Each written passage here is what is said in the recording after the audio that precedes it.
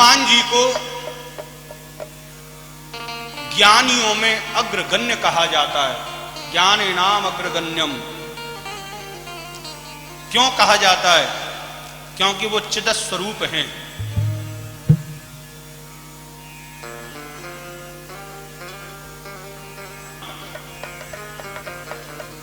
जब हनुमान जी लंका में पहली बार गए थे तो नाग फांस में हनुमान जी को बांध लिया गया था। उस समय रावण ने एक बड़ा विचित्र प्रश्न किया था, जिसे सुनकर हनुमान जी जैसे ज्ञानी भी महाराज एक पल के लिए सोच में विहीन हो गए, सोच के अधीन हो गए। रावण का प्रश्न था, बोले भाई तुम कौन हो? तुम कौन हो? ये छोटा सा प्रश्न आज महाराज हनुमान जी जो ज्ञानियों में भी अग्रगण्य हैं वो भी विचाराधीन हो गए। विचार करने लगे, बोले मैं कौन हूं? मैंने आज तक पूरी दुनिया के बारे में जाना।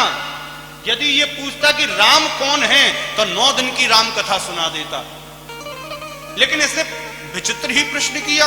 इसने कहा है कि मैं कौन हूं। अब हनुमान जी विचार कर रहे थे तो राम जी ने हनुमान जी की मर्यादा को रखा। हनुमान जी के हाथ में मुद्रिका थी। हनुमान जी का ध्यान मुद्रिका की ओर गया तो मां जानकी आज मुद्रिका में से प्रकट हुई हैं और उन्होंने प्रबोध दिया, उनको ज्ञान दिया। हनुमान तुम कौन हो? पहचानो।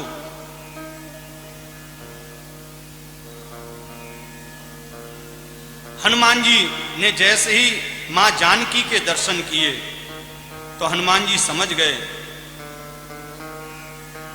और हनुमान जी ज्ञानवान हो तटस्थ पुनः खड़े हो गए और रावण से कहा, भरी लंका में आप अपना प्रश्न दोबारा कीजिए लंकेश। तब रावण ने दोबारा प्रश्न किया, भाई मैं पूछता हूं तुम कौन हो? हनुमान जी दोनों भुजा उठाकर कहते हैं, अहम दास्योष्महम कौशलेंद्र।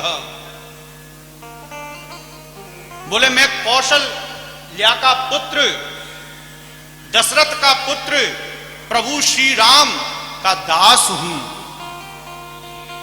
कौन हूं? अहम दासोस्म्यम। बोले मैं दास हूं। जब ये सुना तो रावण बड़ी जोर से हंसने लगा।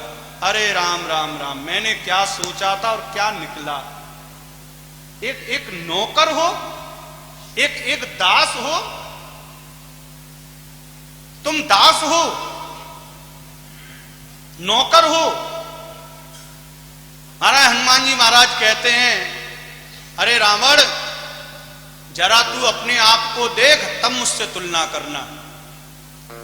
तू देख, काम का दास, तू विषय का दास, तू भोग का दास, लेकिन इस पूरे दरबार में यदि कोई है तो वो केवल मैं हूं जो राम का दास हूं।